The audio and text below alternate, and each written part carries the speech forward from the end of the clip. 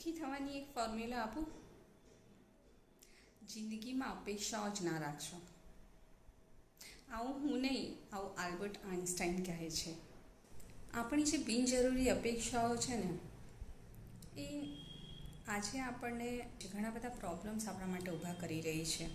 આ બિનજરૂરી અપેક્ષાઓના કારણે આજે આપણને anxiety, depression, feeling of unworthiness, feeling of failure, આ બધું આપણા મેન્ટલ ટોક્સિન્સ વધારી રહી છે.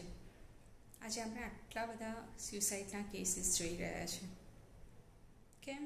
કારણ કે એટલી બધી અપેક્ષાઓ છે લાઈફ પાસે. આપણી રિલેશનશિપ માટે આપણા એક્સપેક્ટેશન્સ છે, કરિયર માટે, પ્રોફેશન માટે, બાળકો હોય તો બાળકો માટે.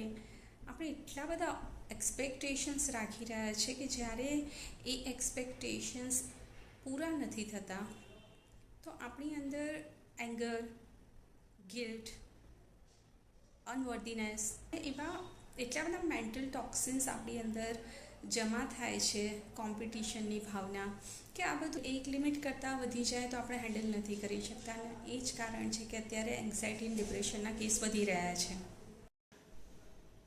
એટલે સુખી થવું હોય ને તો અપેક્ષાઓ જ ના રાખો. જરૂરી કે બિનજરૂરી કોઈ પણ જાતની અપેક્ષાઓ ના રાખો.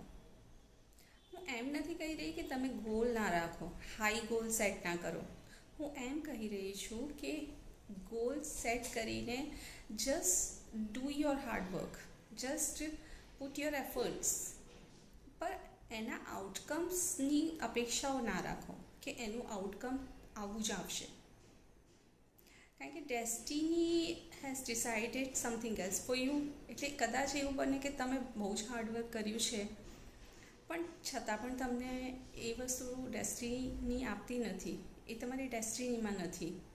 મે બી કે ડેસ્ટિની તમને એનાથી વધારે સારું આપવા માંગે છે, કાં તો મે બી એવું પણ હોઈ શકે કે you do not deserve it. Destiny એવું માને છે કે તમે હજુ એ ડિઝર્વ કરવા માટે એટલા લાયક બન્યા નથી, એટલા એબલ નથી, એટલા કેપેબલ નથી.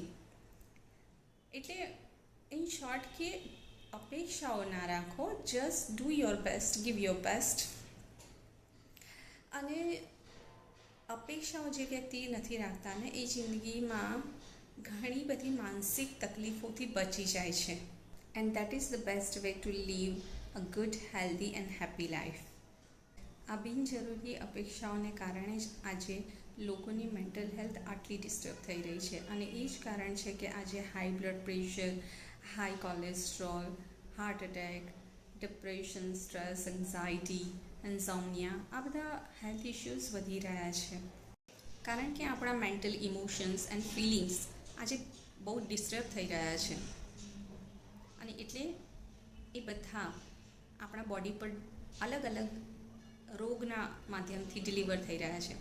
અને જેમ આપણે બધા જાણીએ છીએ કે 85% ડિસીઝીસ આર સાયકોસોમેટિક ડિસીઝ. એટલે કે એવા રોગો જે મનથી શરૂ થાય છે અને બોડી પર ડિલિવર થાય છે. આપણા નેગેટિવ ઇમોશન્સ અને નેગેટિવ ફિલિંગ્સ આપણા શરીર ઉપર પ્રભાવ પાડે છે અને અલગ અલગ રોગોના નામથી એ આપણા શરીર ઉપર ડિલિવર થાય છે. જેવા કે diabetes, blood pressure, cholesterol, depression, anxiety, insomnia. એટલે આ બધા પ્રકારના રોગોથી પોતાને બચાવવા માંગતા હો તો નેગેટિવ ઇમોશન્સ અને નેગેટિવ ફિલિંગ્સ પર કંટ્રોલ કરો. અને જેમ મેં પહેલાં કહ્યું એવી રીતે કે અપેક્ષાઓ ઓછી રાખો. And I believe in this mantra, be inner strong to live long.